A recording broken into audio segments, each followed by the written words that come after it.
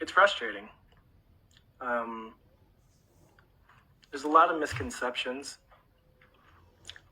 that I just feel like the need to address. There's a misconception that I'm actively trying to fight with my ex-wife. I'm actually not. Yes, I came out in the beginning and said I was getting a divorce because I was upset, and it was a way to ensure to myself that I wouldn't go back, because it was very toxic. And toxic relationships happen sometimes to the best of people and sometimes to the worst of people. But it didn't need to turn into this. Like, you know, she said some things about me, I said some things about her in the beginning. We're talking back in March of 2022. And through this process, I've basically had my life turned upside down, and this has consumed my life. I've had to spend every spare dollar that I have to defend myself in 2 different court systems to defend my right to be a father. And that's what this is all about. This is all about punishing me for wanting to be a father to my children. Because I could have easily walked away and just paid child support and saw them on the weekends sometimes. But this whole fiasco since March of 2022 to nearly July of 2024 is simply because I want to be a part of my kids' lives. And I refuse, even if it destroys everything else that I love in life, I refuse to not be a father to these children and raise them with integrity, respect, empathy, gratitude, and just teach them how to be good people. And none of this would be happening if I just took the route of, this is too much trouble. This baby mama drama is just too much. It's going to consume too much of my life, and it's going to be so stressful that it's just easier for a lot of men to walk away and not be full-time in their life.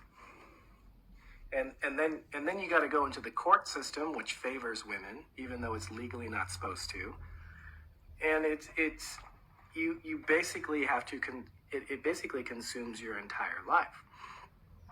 So let's recap the facts. In January 30th is the exact date, in 2023, after we have already come to a divorce agreement and agreed to not talk about each other on social media, a month later, she publishes a book that's complete, full of lies. Even my nanny came to social media and be like, she's lying. Like that, at least that portion of the book. She's like, no, like, it's ridiculous. And then subsequently, over the next year, it was, I beat her up till she had a miscarriage. I slapped her all the time. Like, I was painting me out to be such an abusive man, which I was not, by the way. Did I call her some choice words when I questioned the paternity of my child? Yes. What made me question the paternity of her child? She told me. So many men would have much worse reaction than I did. But I mean, at this point, I don't know if it was true or she just lied to me so that she could record me saying some choice words to her when I'm furious and then post it on the internet. So it is mind-numbing, the manipulation and lies that these 2 sisters are consistently doing. It is a crime to humanity. I'm simply just a father trying to be an active, engaged father in my kid's life. Have I been trying to take the kids from her? No, it's not. I've had the ability to take her to court now for 2 months, and I waited 6 weeks because I just wanted her to stop.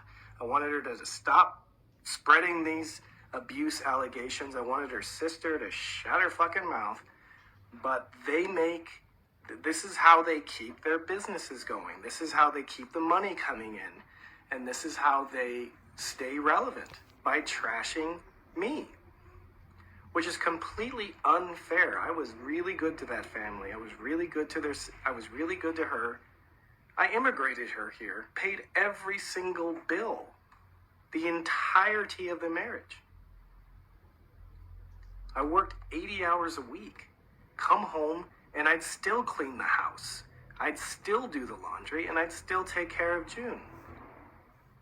So, this is an atrocity. So she published the book in January of 2023, and I did not defend myself, and I did not start talking about my side of the story until 2 months ago, March-ish 2024.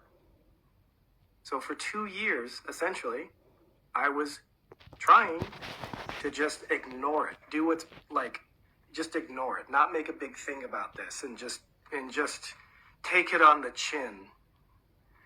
But I come to the determination that that's the wrong thing to do.